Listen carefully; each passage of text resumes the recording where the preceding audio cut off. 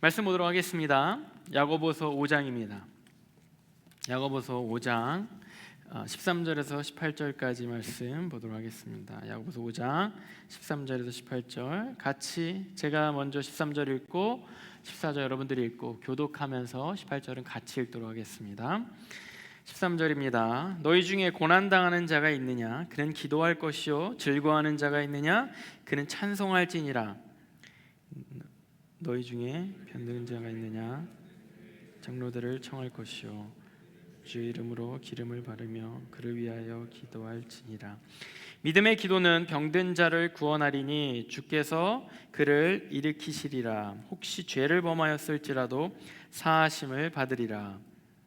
그러므로 너희 죄를 서로 고백하며 병이 낫기를 서로 기도하라. 의인의 간구는 역사하는 힘이 큼이니라. 엘리야는 우리와 성정이 같은 사람이로되 그가 비가 오지 않기를 간절히 기도한즉 3년 6개월 동안 땅에 비가 오지 아니하고 다시 기도하니 하늘이 비를 주고 땅이 열매를 맺었느니라. 아멘. 야고보의 중보라는 제목으로 이제 야고보서도 이제 끝이 나게 됩니다. 저희 집에서 어제도 터키팀이 터키 선교를 갔다 온 지 딱 일주일이 어제 됐습니다. 그래서 되게 오래전에 갔다 온 것 같기도 하고 또 터키에서 되게 오래 있었던 것 같기도 하고 또 어떻게 생각하면 되게 짧게 선교를 갔다 온 것 같기도 하고 그에 비해 또 파나마 선교는 제가 이제 파나마 선교 때 이제 영상 사진 이렇게 보는데 올해 갔다 온 거 맞나? 약간 작년에 갔다 온 그런 체감상 그런 느낌이 있더라고요. 뭔가 이렇게 팩돼서 막 이렇게 일주일, 2주일 선교 그 시간을 굉장히 막 뭐랄까 맥스마이즈해서 사용하다 보니까 그렇게 막 되게 오랜 시간이 지난 것 같은 그런 느낌이 들기도 하는데 파나마 팀 디브리핑도 저희 집에서 했고 어제 터키 팀 디브리핑도 저희 집에서 했는데 하면서 우리가 서로 은혜를 나누는 과정 가운데 이런 얘기들이 공통적으로 나왔어요. 이제는 터키의 땅과 터키 선교사님 위해서 계속해서 기도해야 되겠다. 무슬림 그 사람들을 위해서 내가 계속해서 선교는 끝났지만 기도해야 되겠다. 또 파나마 땅을 위해서 기도해야 되겠다. 예전에 알지 못했는데 갔다 오니까 더 가깝게 느껴진다라는 그런 내용들을 공통적으로 나눴습니다. 이게 뭐냐면요, 중보기도 하겠다는 얘기예요. 간단히 말하면 내가 뭐 갔다 온 그 터키 땅을 위해서, 내가 뭐 파나마 땅을 위해서, 거기 사람들을 위해서 계속해서 중보기도 하겠다 이 얘기를 한 거거든요. 여러분들 중보기도라는 그 기도가 있습니다. 우리 오래 신앙생활한 우리 모태신앙들은 익숙한 용어죠. 중보기도. 그런데 이제 신앙생활 한지 얼마 안 된 분들 그리고 이제 막 믿기 시작한 분들은 중보기도라는 단어가 생소하기도 하고 들어는 봤는데 그 뜻이 정확하게 딱히 무엇인지 모르는 사람도 있을 겁니다. 사실 중보라는 것은 mediator라는 그런 중보자라는 데서 비롯된 겁니다. 그건 뭐냐면 미들에 있다는 거예요. 중간에 있다는 겁니다. 누군가가 mediator라는 것은 중보자, 중간에 있는 사람이 이 사람과 이 사람을 연결해 주는 사람, 그 사람을 mediator라고 하는데 또 옛날 말 같지만 맞선 이런 거 있지 않습니까? 블라인드 데이트 하면은 소개팅을 하면 누가 소개시켜 주잖아요. 이 소개시켜주는 사람이 맞선을 이렇게 매칭해주는 사람이 중보자입니다.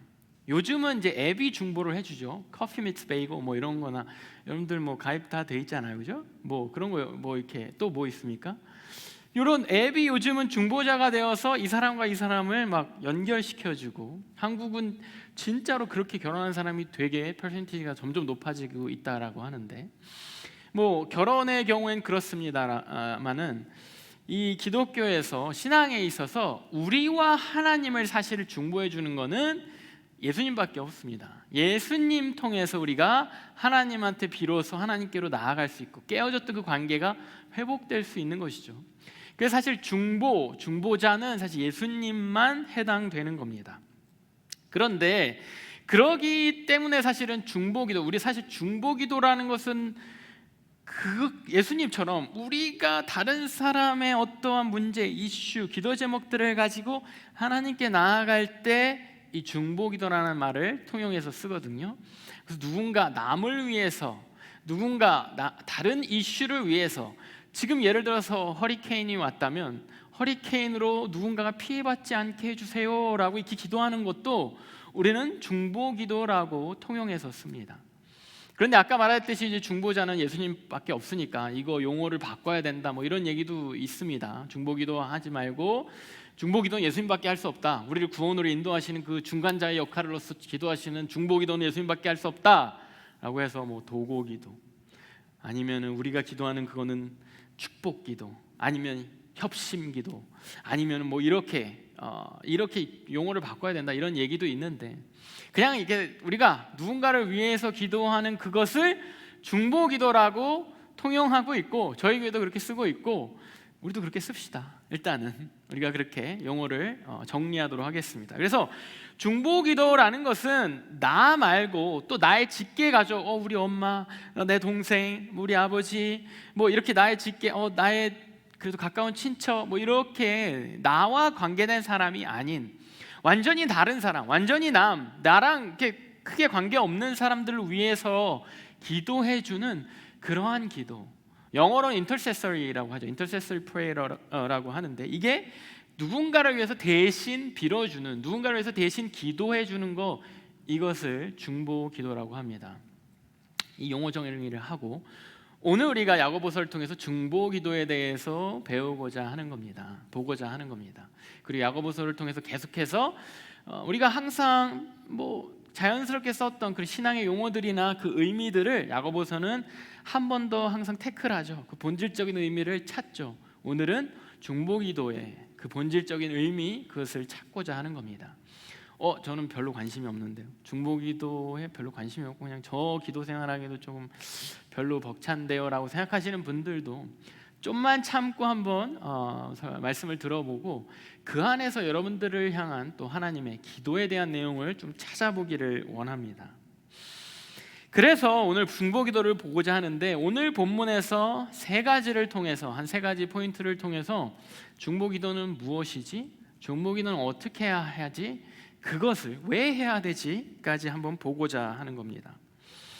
첫 번째, 오늘 야고보서가 우리에게 제시하는 중보기도는 이런 것이다.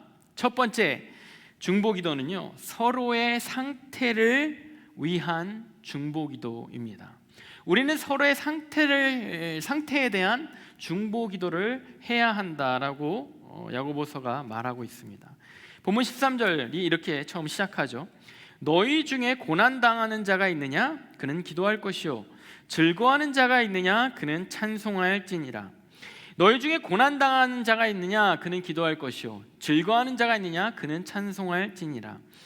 여러분들, 우리들 스스로 고난을 당하는, 어려움을 당하는 상황을 겪을 때가 있고, 우리들 스스로 좀 기쁜 일, 좋은 일이 우리 삶 가운데 펼쳐질 때가 있습니다. 그럴 때 빨리 그 상황을요 기도로 변환시키라는 게 먼저 우리가 해야 할 일이에요. 고난당한다, 어려운 일이 있다, 내 삶에 힘든 일이 있다, 그러면은 그것을 좌절이나 불평이나 원망이나 뭐 그런 것들로 삶에 대해서 비관하는 대신에 빨리 그것을 고난당하고 있어? 그럼 빨리 기도해 라고 말하고 있는 거예요. 먼저 내 스스로 내가 내 상황에 대해서 기도로 그걸 전환해야 됩니다. 다른 불평, 원망, 비관, 좌절, 낙담 이런 거 하기 전에 빨리 기도를 먼저 시작하라는 거예요. 기도는 뭡니까? 하나님께로 먼저 갖고 가라는 거예요. 또 기쁜 일 생겼습니까? 좋은 일 생겼습니까? 어제 또 알세너 졸업이 있어서 잠깐 갔다 왔는데, 졸업식 하는 우리 영웅동체 멤버들뿐만 아니라 거기에 졸업하는 사람들이 다 얼마나 기쁘겠습니까? 알세너 좀 힘들어요? 우리 알세너 학생들 그 고난 아닙니까? 그걸 다 끝내고 드디어 졸업을 하고 드디어 그 비싼 학비를 안 내도 되고, 그런 그 딱 순간에 얼마나 기쁩니까? 그 기쁨이 있을 때, 나에게 좋은 일이 생겼을 때 그것을 빨리 찬송으로 전환하라고 먼저 말하고 있는 거예요. 빨리 그것을 나의 기쁨에 도취되고 내 자랑에 도취되고, 뭐 그냥 졸업하는 것도 힘든데 내가 뭐 이렇게 장학금을 받았어, 아니 뭐 내가 뭐 대단한 또 업적을 이뤘어, 아니 내가 졸업과 동시에 뭐 대단한 회사에 또 스카웃이 됐어. 그러면 그 얼마나 더 기쁩니까? 거기에 역시 나의 재능은 미국에서도 통하는구나, 뭐 이렇게 도취되지 말고 교만해지지 말고 빨리 하나님께 찬송으로 전환하라는 거예요. 그 작업이 개인적으로 이루어지는데, 사실 이미 본문을 원문으로 좀 가깝게 보면은 너희들 가운데 고난을 당하는 자, 너희들 가운데 기쁜 자, 그들이 기도하고 찬송 돌리라라는 말이 오늘 본문이 더 정확한 표현입니다. 그 말이 뭐냐면은 너희들 가운데 지금 고난당하는 자가 있으면 같이 기도해줘라 이거예요. 누군가가 여러분들 힘든 일이 있으면 그 힘든 사람은 당사자 당연히 기도를 시작하겠죠. 너무 힘듭니다. 하나님, 이 고난을 저에게 주셨습니까? 어떻게 해결될 수 있겠습니까? 하나님, 피할 길을 좀 허락하여 주십시오라는 기도가 자연스럽게 나오겠죠. 자연히 하나님께 매달리겠죠. 그렇게 당사자가 기도하고 그 주위에 있는 공동체는 우리 가운데 저 사람이 힘든 일 가운데 기도를 시작했네 라면은 그걸 위해서 같이 기도해 줘야 된다라는 거예요. 그걸 위해서 같이 기도에 힘을 보태 줘야 된다라고 하는 겁니다. 또 기쁜 일이 있어요. 누가 좋은 일이 있어요. 그러면 그 좋은 일을 가지고 이 사람이 물론 이제 도취될 수 있겠어요. 잠깐 도취되세요. 여러분들도 하나님 금사에 겸손케 하실 거예요. 그런데 그 기쁨 가운데 빨리 하나님께서 이것을 나에게 허락해 주셨습니다라는 그 찬송으로 전환할 때 우리가 같이 그 가운데 내일인 양, 내가 기쁜 건 사실 아니잖아요. 저 사람이 좋은 일 생긴 거잖아요. 내일인 양 같이 그것을 기뻐하고 하나님께 영광 돌리고 찬양하라는 거예요. 이것이 중보기도의 시작이라는 겁니다. 그래서 우리가 목장 모임할 때 기도 제목 나누잖아요. 그 기도 제목은 결국 둘 중에 하나예요. 힘든 일, 이런 일이 있어요. 너무 힘든 일, 이런 기도 제목 같이 기도해 주는 거예요. 좋은 일, 그래도 제법 괜찮은 일, 이런 일 잘 풀렸어요. 뭐 직장이 잘 됐어요. 뭐 부모님이 예수님을 드디어 교회를 나가기 시작하셨어요. 같이 그것을 나누고 공동체 안에서 기뻐해 주는 거예요. 같이 하나님께 영광 돌려주는 거예요. 이것이 중보기도의 시작인 겁니다. 근데 우리는 때로 이것이 익숙하지 않아서 반대로 할 수가 있습니다. 누군가 기쁜 일을 만났어, 누군가 일이 잘 풀렸어. 나는 왜 안 되죠? 라고 그래서 같이 기뻐하고 하나님께 영광 돌리기보다는 쟤는 되는데 왜 나는 안 돼요? 주님 나한테도 또 축복해 주세요. 나한테도 복 주세요. 쟤만 잘 되게 해주시지 말고 나한테 좀 잘 되게, 나한테도 잘 되게 해주세요 라고 비교가 되면서 기도를 시작합니다. 남이 뭔가 안 됐을 때, 뭔가 힘든 일이 있을 때 난 다행이다. 주님 감사합니다. 나에게 저런 일이 안 생겨서 주님께 영광을 돌립니다. 우린 때로 이 중보기도가 누군가를 위해 같이 고민하고 고난 가운데 그 고난을 이기는 힘을, 기도의 힘을 보태는 게 익숙하지 않아서 누군가의 기쁨을 같이 기뻐하고 같이 하나님께 영광 돌리는 거, 이것이 저 사람에게 기쁨이지만 하나님의 큰 계획 가운데 축복이구나, 이것이 우리 가운데 기쁨이구나, 이걸 같이 기뻐하기보다는 쟤는 되는데 왜 난 안 되지라고 하나님께 눈물로 부르짖고, 쟤는 저 힘든 가운데 나는 그래도 괜찮다, 평탄하다, 하나님 감사합니다라고 그 가운데 하나님께 반대로 영광 돌리고. 그것이 나쁘다는 것이 아니라 잘못해서 중보기도라는 것이 함께 이것을 짊어져야 된다는 것을 깨닫지 못하고 익숙하지 못한 가운데 우리는 공동체 생활을 하고 있는지도 모르겠습니다. 그러나 공동체 생활이라는 것은, 가깝게 우리가 이런 작은 예언 공동체라는 공동체 생활이라는 것은 같이 고난을 기도해주고 같이 기쁨을 하나님께 영광 돌리며 찬양하는 것이 공동체의 시작인 거예요. 그리고 그것이 중보기도를 통해서 시작된다라는 거예요. 그리고 두 번째, 첫 번째는 서로의 상태에 대해서 기도하는 것이 중보기도라면은, 두 번째는 아픔, 질병에 대해서, 병든 자에 대한 중보가 우리는 중보기도라는 것을 알아야 합니다. 본문 14절입니다. 너희 중에 병든 자가 있느냐? 그는 교회의 장로들을 청할 것이요, 그들은 주의 이름으로 기름을 바르며 그를 위하여 기도할지니라. 여러분들 아픈 사람 항상 있죠. 크고 작게 아픈 사람 있습니다. 우리가 아플 때 우리 어떻게 합니까?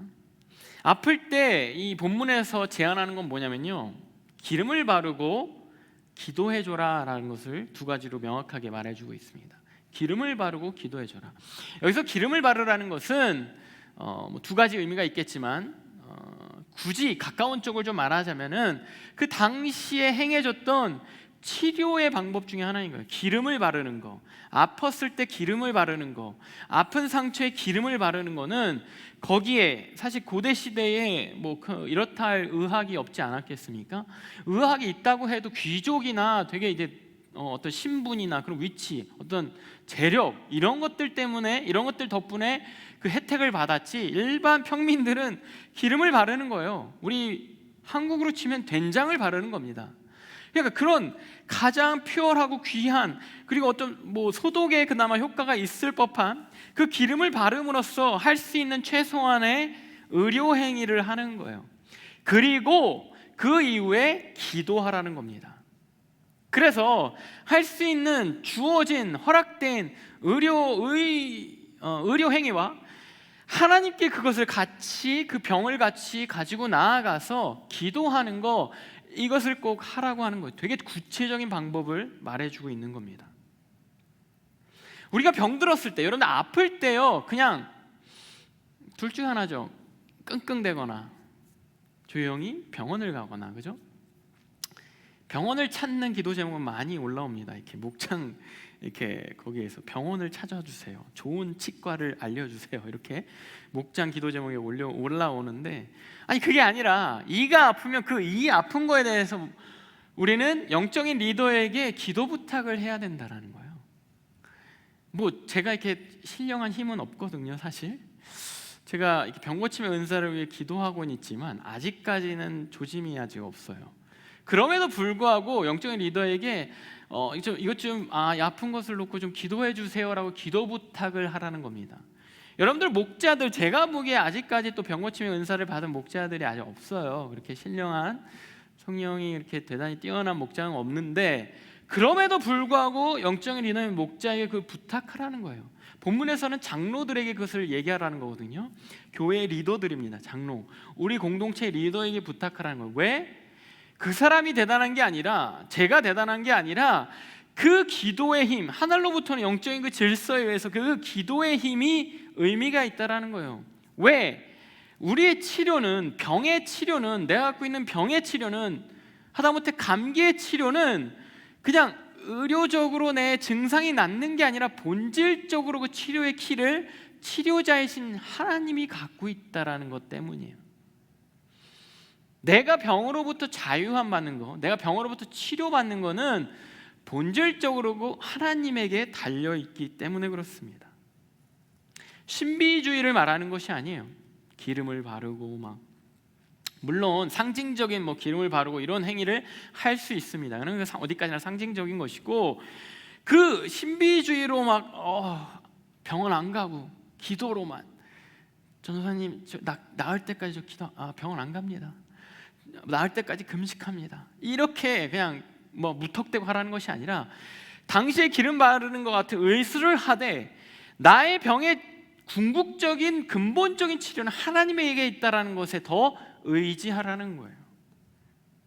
마찬가지로 공동체는 누가 아픈 사람이 있다, 여러분들 목원들 친구들 공동체 가운데 아픈 사람이 있다, 이 사람을 낫게 해주는 것은 병원이 아니라 하나님이 근본적인 치료자, 하나님이 궁극적인 치료자라는 것을 알고 우리가 기도해 줘야 된다는 거예요. 그런 의무가 우리에게 있다는 겁니다. 현대 크리스천들은 근데 너무 이제 의료에 집중하고 있는 것 같아요. 너무 의술에 이렇게 포커스하고 있는 것 같아요. 너무 그 의학에 믿음이 충만한 것 같아요. 또 부장집사님, 또 이제 의료계에 종사하시는 부장집사님 계시지만, 의료계를 꿈꾸는 우리 청년들도 많이 있지만, 우리는 너무 의술에 거기에 포커스해서 아프다, 병이 날 것 같다, 아니면 내가 뭐 잠깐만 내가 왜 이렇게 눈이 떨리지? 막 이러면 이제 막 찾아보기 시작하죠. 그럼 막 이렇게 의료에 되게 포커스하기 시작하죠. 그런 것에 너무 신뢰하고 거기에 대해서 그럼 내가 막 이렇게 되는 거 아니야? 내가 무슨 심한 병이 있는 거 아니야? 막 두려워하고 거기에 우리가 너무 포커스한 나머지 이것이 갖고 있는 병이 갖고 있는 영적인 의미를 우리는 간과하는 경우가 많아요. 제가 지금은 그래도 상대적으로 되게 나아졌는데 어렸을 때 이렇게 뭐 중고등학교 때 그래도 20대 때까지도 신경성 장염에 되게 시달렸던 사람이에요.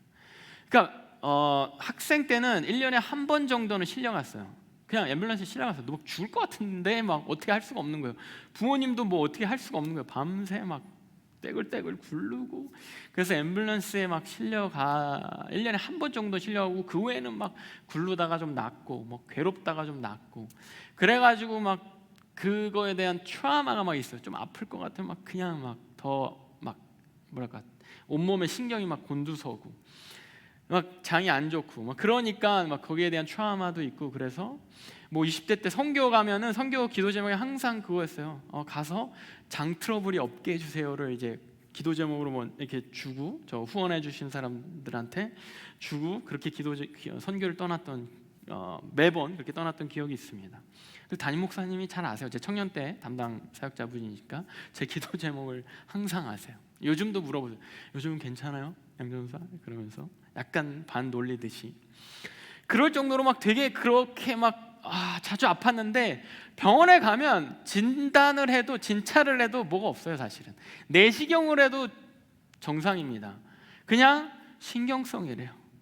난 죽겠는데 막 떼굴떼굴 구는데 그런데 하루 이틀 지나면 별다른 조치를 안 해도 그냥 또 나아요. 언제 그랬냐는 듯이. 이게 신경성 장염의 굉장한 그러한 신비로운 거거든요. 아플 때는 막 죽을 것처럼 막 제가 어느 생각까지 했냐면 막 밤새 막 배가 꼬이고 막 죽을 것 같으니까 해산을 여자들이 아이를 낳으면 이런 고통이 아닐까? 막 죽을 것 같이 막 아프다는데 뭐 이런 상상을 할 정도로 그렇게 아프다가도 검사하면 아무런 또 이렇게 뭐 이상이 없고 하루 이틀이 지나면 또 언제 그랬는지 또 괜찮고 이게 그냥 신경성이라고 그냥 이렇게 붙여지는 우리가 가장 큰 병의 원인 중에 하나가 스트레스라는 거 아니에요. 사실 스트레스 때문입니다. 스트레스만큼 모호한 것도 없거든요. 어디까지가 스트레스고 어디까지가 안 스트레스야. 어떤 증상이 없는 거예요. 수치가 없는 거예요. 내가 스트레스를 받고 있다 안 받고 있다 없는 거예요.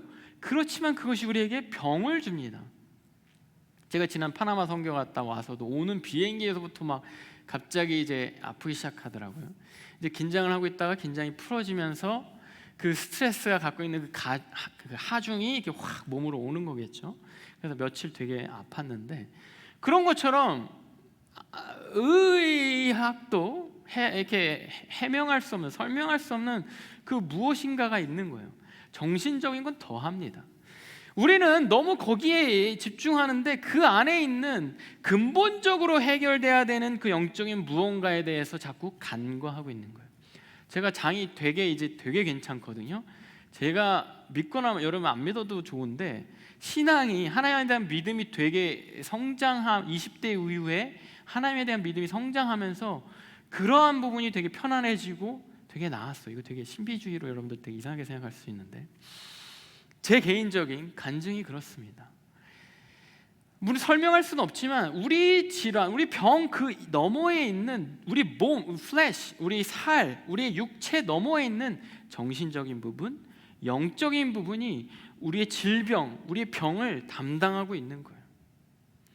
그런 부분에서 우리가 인정하고 그런 부분에서 우리가 깨닫지 못하면 누군가가 아플 때, 누군가가 아프다고 했을 때 우리는 기도해 주기보단 병원 가봐. 좋은 병원 가봐. 좋은 치과 가봐. 좋은 내과 가봐. 이거밖에 해줄 말이 없는 거예요. 너무 심한 병에 걸리면 안 됐다. 나는 아니겠지. 뭐 내가 좀 비슷한 증상에서 나도 그런가? 그냥 두려움 정도. 이거밖에 없는 거예요. 우리가 이러한 근본적인 치유자인 하나님에 대한 인지가 있다면 누가 아프다? 기도하기 시작합니다. 하나님, 저 사람이 아픕니다. 같이 또 치료도 받고 하겠지만은 근본적으로 낫게 하여 주시옵소서.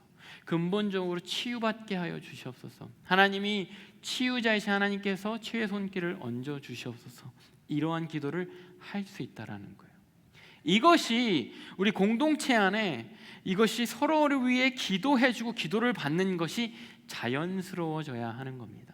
병든 사람이 있으면 자연스럽게 그것을 리더들에게 기도 요청을 할 수 있고, 리더들은 거기에 대해서 뭐 이렇다 저렇다 말하는 것이 아니라 자연스럽게 기도를 시작해서 기도로 도와줄 수 있는, 그것이 공동체 안에서 일어나는 중보 기도라고 하는 겁니다. 세 번째는요, 죄사함에 대한 중보가 필요합니다. 공동체 안에서 우리는 죄사함에 대한 중보 기도를 해야 한다고 본문이 말하고 있습니다. 15절과 16절입니다. 믿음의 기도는 병든 자를 구원하리니 주께서 그를 일으키시리라. 혹시 죄를 범하였을지라도 사하심을 받으리라. 그러므로 너희 죄를 서로 고백하며 병이 낫기를 위하여 서로 기도하라. 의인의 간구는 역사하는 힘이 큼이니라. 여러분, 우리 몸에 여러 가지 병이 있다고 그랬잖아요. 여러 가지 병의 궁극적인 뭐랄까요? 최종 끝판왕이 뭡니까? 아픈 거의 끝판왕은 뭐예요? 죽음입니다. 팔 아파, 뭐 어디 아파, 머리 아파, 배 아파, 다리 아파, 뭐 내장이 아파, 뭐 암에 걸렸어. 끝판왕은 뭐예요? 어디로 가는 겁니까? 죽음으로 가는 거예요.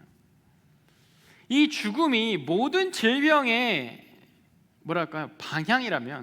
방향성이라면 여러분들 근본적인 그 죽음의 원인은 우리 모두가 알다시피 죄입니다. 죄가 시작됐기 때문에 죽음이 시작된 거예요. 그렇잖아요. 우리가 성경을 믿는다면 죄가 시작됐기 때문에 첫 인간인 아담의 죄가 시작됐기 때문에 우리에게 죽음이 시작된 거예요. 그 이후에 죄가 더 심해지니까 노아의 시대까지 우리의 수명이 몇백 년이었는데 더 우리의 수명이 짧아져서 100여 년 정도로, 100년 뭐 플러스 마이너스 그 정도로 줄어든 거예요. 우리에게 질병은 더욱더 심해진 겁니다. 의학이 발달할수록 여러분 질병이 줄었습니까? 질병이 줄은 것 같으세요? 우리는 뭐 경험했잖아요. 되게 사소한 전염병이 온 인류를 또 프리스하게 만드는 거. 그리고 그러한 병은 또 올 거라고 계속 예언하죠. 아직도 기사가 계속 나더라고요. 변이, 팬데믹, 이 코비드의 변이 계속. 질병은 줄지 않습니다. 왜? 근본적인 우리가 모든 질병이 우리를 데려가고 있는 근본적인 목적지가 정해져 있기 때문에, 죽음이라는.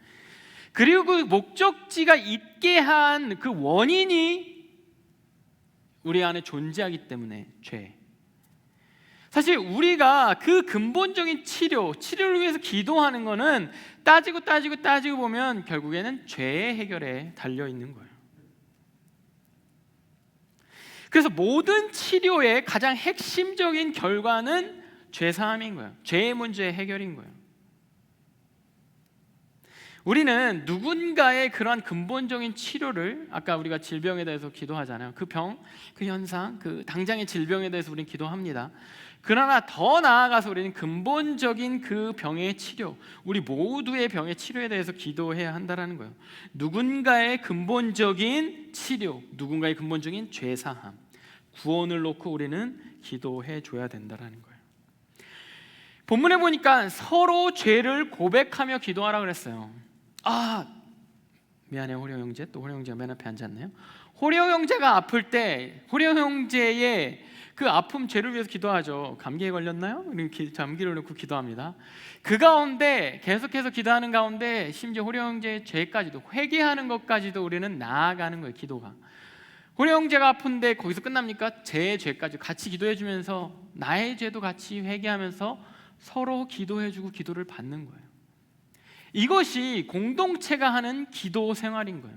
이것이 서로서로를 위해 서로가 할 수 있는 기도의 공동체로서 중보기도입니다.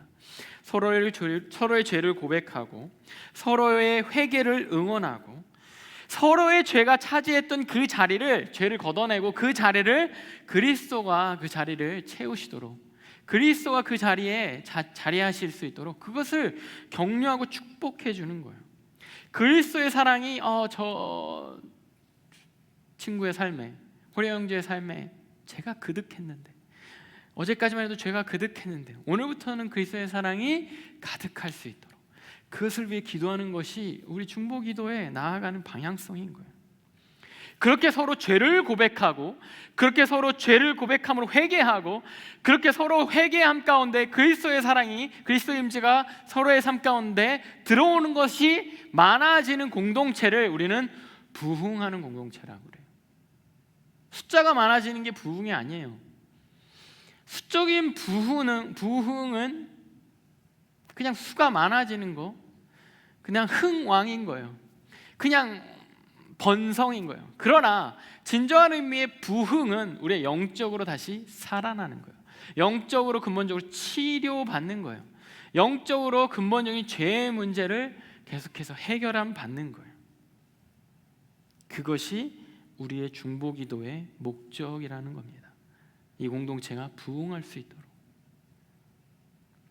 그것은 그 어떠한 공동체에도 경험할 수 없어요. 영적인 공동체, 교회 공동체밖에. 뭐 아픈 사람 공감해주고 뭐 이런 거는 뭐 여러분들 여기 아니라도 여러분 친구들이 더 잘해줄걸요. 동호회들이 더 잘해줄 수도 있습니다. 의사 선생님이 더 잘해줄 수도 있어요. 오은영 박사님이 더 잘해줄 수도 있습니다. 그런데 서로의 죄를 고백하며 서로의 회개를 응원하고 그 서로의 그 죄의 자리에 그리스도가 임하시도록, 그리스도의 사랑이 임하시도록 기도해 줄 수 있는 거, 그러한 관계, 그러한 공동체는 영적인 공동체, 이 공동체밖에 없는 것입니다. 우리는 그러한 공동체를 만들 수 있도록 서로 중보기도하는 그러한 기도를 공동체 안에서 해야 하는 겁니다. 그것을 지금 야고보서가 우리에게 도전하고 제안하고 있는 겁니다.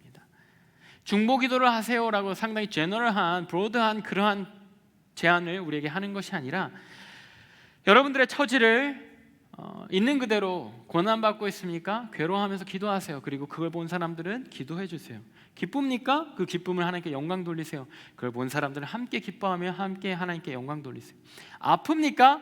숨기지 말고 영적인 리더에게 그것을 나누고 기도받으세요. 그리고 기도해 주는 사람들은 그것을 당연하게 그 치유의 주인이신, 치유의 주관자이신 하나님께 같이 그 병을 가지고 하나님께 기도하세요. 그리고 근본적인 그 치유, 죄의 문제에서까지도 서로 기도해 주고 그것을 위해 중보하세요. 이렇게 중보기도에 대해서 야고보서는 우리에게 구체적으로 매뉴얼을 주고 있는 겁니다. 그러면서 본문이 엘리야의 이야기를 갑자기 꺼내면서 마무리합니다. 본문 후반절에 17절과 18절에 엘리야의 얘기를 꺼내요. 좀 이따 보겠습니다. 엘리야는 누구냐면, 왜 엘리야일까? 엘리야는 뭐 여러, 물론 이제 훌륭한 영적인 또 믿음의 피겨죠. 그러나 엘리야가 왜 갑자기 여러 뭐 다른 뭐 아브라함도 있고 다윗도 있고 유명한 사람 많잖아요. 그런데 왜 굳이 엘리야일까? 엘리야가 기적을 많이 행해서, 중보기도를 통해서 기적을 많이 이루라고? 엘리야는요, 하나님이 우상 숭배가 너무 심했던 북이스라엘에 보냈던, 북이스라엘에서 활동하게 했던 선지자였습니다. 엘리야의 처음 등장이 뭐냐면요, 우상 숭배가 너무 심했던 북이스라엘에 가뭄이 있을 거야 라고 딱 선포하면서 엘리야가 등장해요. 그 전에 어떠한 설명도 없습니다. 갑자기 등장해서 가뭄이 있을 거야, 하나님이 여기에 너무 우상 숭배 심해가지고 도저히 하나님이 참으시다 그 죄가 가득 차서 가뭄을 이 땅에 허락하실 거야. 비 한 방울도 안 내릴 거야. 비가 안 내리면 지금도 크리티컬하지만 고대 시대는 더 크리티컬했습니다. 그것을 선포하면서 등장하는 것이 엘리야입니다. 그러면서 엘리야의 이야기가 어떻게 진행되냐면, 갑자기 과부의 집으로 피신해요. 가뭄이니까 얼마나 사람들이 살기 힘들었겠습니까?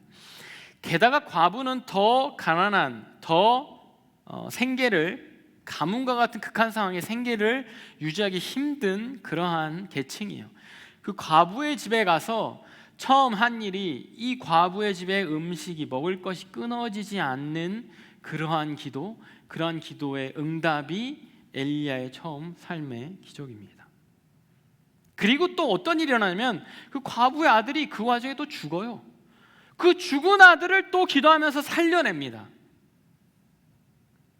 그러면서 엘리야의 삶이 어떻게 진행되느냐, 이 아합이 엘리야를 찾아내고 아합 앞에 엘리야가 서고 이 이방신을 숭배하는 선지자, 종교 지도자, 그 당시에 바알과 아세라 그 종교 지도자들 850명과 대결해요. 영적인 대결합니다. 어떤 대결하냐면 하나님께 불을 내려달라고 기도해요. 니네도 기도해, 나도 기도할게. 불을 내려달라고 기도해. 이 땅에 불을 내려달라고, 지금 이 제단에 불을 내려달라고 기도해. 나도 기도할게. 그러면서 유일하신 진짜 하나님이 불을 내려주세요. 그리고 그 땅에 우상숭배가 없어집니다. 기도로서 우상숭배하는 종교 지도자들을 없앤 거예요. 그리고 마지막으로 가뭄이 그칠 것을 기도합니다. 가뭄이 그칠 것을 막 엎드려서 기도하고 손바닥만한 구름이 딱 뜨니까 드디어 비가 오는구나. 그것을 예상하고 그 기도가 멈춥니다. 뭐냐면요, 엘리야의 삶은 어떻게 시작하냐면 중보하는, 누군가를 위해 기도하는, 누군가의 생계를 위해 기도하고 죽은 누군가를 위해 기도하고 누군가의 생명을 위해 기도하고 그 국가의 영적인 다시 회복을 위해 기도하고 국가에 허락된 그 모든 사람들이 고난받고 있는 그 고통의 상황을 해결할 것을 그것을 위해 기도하는, 계속해서 중보하는 그러한 기도의 삶을, 중보하는 기도의 그러한 기적, 중보하는 기도의 사명을 감당하는 그것을 엘리야가 살아내는 것이 엘리야의 스토리입니다. 인생이 중보기도예요. 근데 딱 한 번 자기를 위해 기도합니다. 그게 어떤 기도인 줄 아세요? 엘리야가 자기를 위해 기도해요. 어떤 기도냐면 나 좀 죽여주세요. 예전에 우리가 열왕기 시리즈 할 때 기억나는지 모르겠는데 엘리야가 자기를 위해서 기도하는 게 딱 한 번 있었는데 나를 좀 죽여주세요. 자기를 위해 기도할 때는 자기 연민에 빠져가지고 자기 스스로를 막 바라보니까 너무 자기가 막 뭐랄까요, 작은 거예요. 너무 찌질한 거예요. 너무 쭈그린 거예요. 고작 자기를 위해서 기도한다는 게 나를 죽여주세요. 자기를 위해 기도하는 엘리야의 모습은 너무, 이런 말해서 죄송한데, 구려요. 선지자스럽지 않아요. 나 너무 무섭고 죽여주세요. 나 죽이려고 오는데 오기 전에 그냥 차라리 하나님이 날 죽여주세요. 뭐 내가 할 수 있는 거 없잖아요 라고 굉장히 찌질한, 그러한, 방금 전까지 850명을 다 쓸어버렸던 그 엘리야가 지금은 로뎀나무라는 작은 그런 잡초나무 아래 앉아서 그렇게 죽여달라고 기도하는 거예요. 그런데 그가 누군가를 위해 기도할 때, 그가 그 국가를 위해 기도할 때, 그가 영적인 상황을 애통해하며 기도할 때, 나라의 어떤 위기를 놓고 기도할 때는 대단히 위대해 보이거든요. 스스로의 기도 제목 앞에서는 그냥 찌질한 모습. 이게 우리와 비슷하지 않습니까? 내 욕심, 내 야망. 나 이거 되게 해주세요. 그거 붙잡고 이거 되나 안 되나, 되면은 좀 기쁘고 안 되면 막 하나님 나 사랑하는 거 맞아요? 막 되게 찌질해지고. 이 모습이요, 본문 17절에 이렇게 표현되어 있습니다. 엘리야는 우리와 성정이 같은 사람이로되, 우리같이 찌질한 사람이로되, 우리같이 나 위에 기도하면 되게 이기적이고 되게 시야도 좁고 되게 한심한 그런 기도하는 사람이로되, 그가 비가 오지 않기를 간절히 기도한즉 3년 6개월 동안 땅에 비가 오지 아니하고, 18절, 다시 기도하니 하늘이 비를 주고 땅이 열매를 맺었느니라. 그가 나라를 위해, 국가를 위해, 내가 아닌 누군가를 위해, 이 나라의 영적인 황폐함을 위해, 이 나라의 위기를 위해 기도하니, 중보 기도를 하니 하늘이 열리고 비가 내리고, 비가 내리는 그 현상이 중요한 게 아니라 땅이 열매를 맺었다라는 거예요. 영적인 열매, 실질적인 열매, 그것이 이 한 사람의 기도로 이루어졌다라는 거예요. 잡초 나무 안에서 나 좀 죽여달라고, 나 어떻게 할지 모르겠다고, 나 그냥 너무 살기 싫다고라고 그렇게 찌질하게 기도하는 그 사람이 하나님 앞에서 이 나라를 위해서 애통해하고 하나님 앞에 이 나라를 올려드리고 하나님 이 나라에 비를 허락해달라고 기도하니까 그 사람의 한 사람의 그 기도를 통해서 땅이 열매를 맺기 시작한 거예요. 사람들이 열매를 맺기 시작한 거예요. 그 영적인 부흥이 열매를 맺기 시작한 거예요.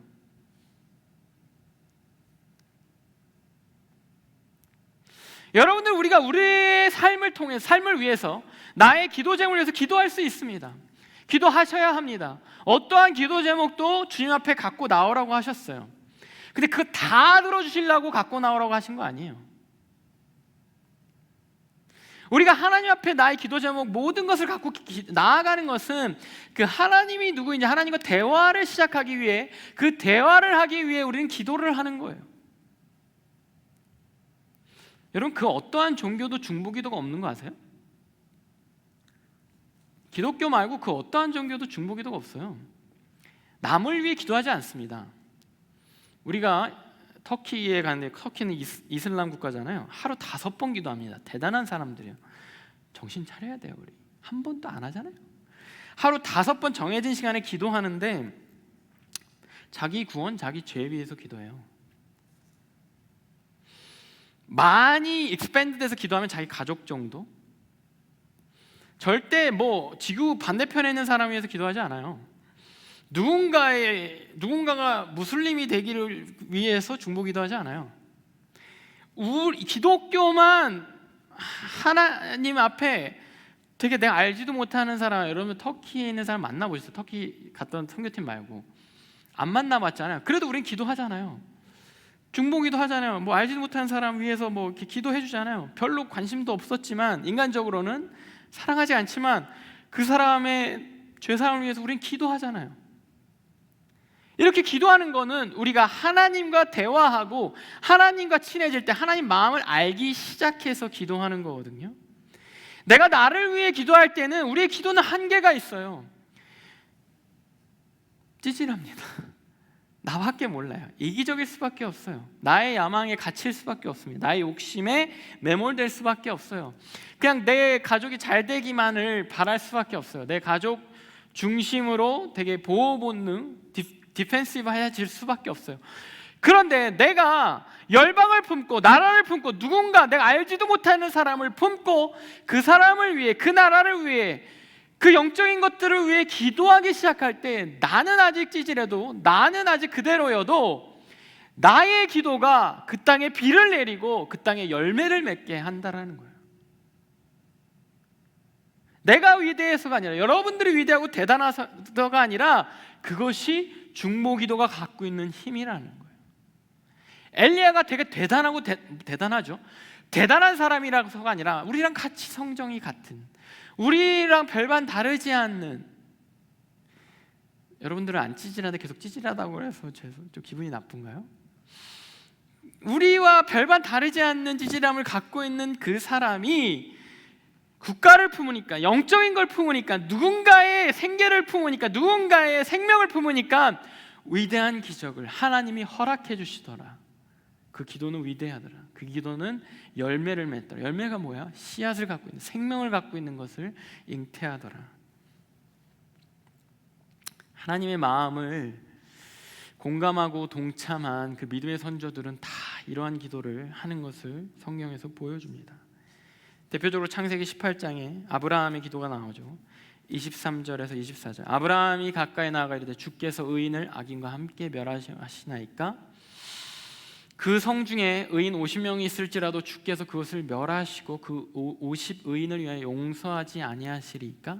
이게 뭐냐면 소돔과 고모라가 성경에서 대표적으로 하나님 앞에 죄를 짓는, 하나님을 떠나고 막 아주 그냥 악한, 행악한 그런 죄악된 도시였잖아요. 그러면서도 도시적으로는 굉장히 잘된, 흥왕한, 번창한 도시였잖아요.